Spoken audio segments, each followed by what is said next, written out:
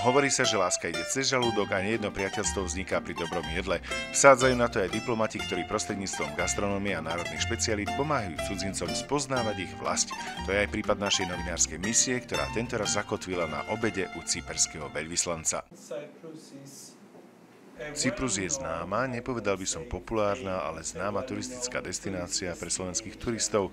Napokon len za minulý rok sme mali zo Slovenska 13 odletov týždenne.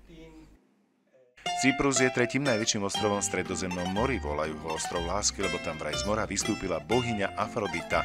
Vidíme ji tamhle, když se podíváte, jakoby ležela na zádech a vidíme takovou tu hlavu, trošku jsou vidět prsa a kolena. Búrlivá minulosť Cypru zanechala v krajine množstvo príťažlivých nielen antických, historických a kultúrnych pamiatok. Cyprus má 12 000 rokov starú históriu a tak na malom ostrove môžete vidieť vedľa seba poriadne veľa kúskov z rozličných historických období. Cyprus vstúpil do Európskej únie ako riadny člen v máji 2004. Je rozdelený na Cyperskú a Severocyperskú Tureckú republiku, tak ako hlavné mesto Nikózia. Platidlom je euro. Som veľmi rada, že sme počuli od jeho excelencie práve informácie, ktoré sa týkajú leteckého spojenia, nielen z Viedne, ale aj z Bratislavy.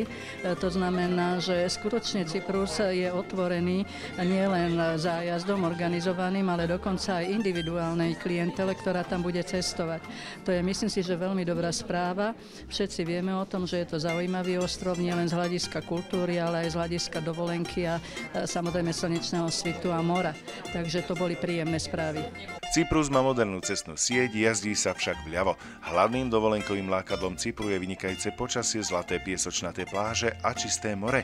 Nachádza sa tam aj množstvo reštaurácií, v turistickej ponuke dominujú kúpele, golf a vodné športy. Som veľmi rád, že sa podarilo takéto stretnutie s pánom cyperským veľvyslancom, s novinármi, ktorí sa zaujímajú o gastronómiu a turizmus. Pevne verím, že je to začiatok, aby sa slovenskí čitatelia a diváci dozvedeli viac o tomto úžasnom ostrove.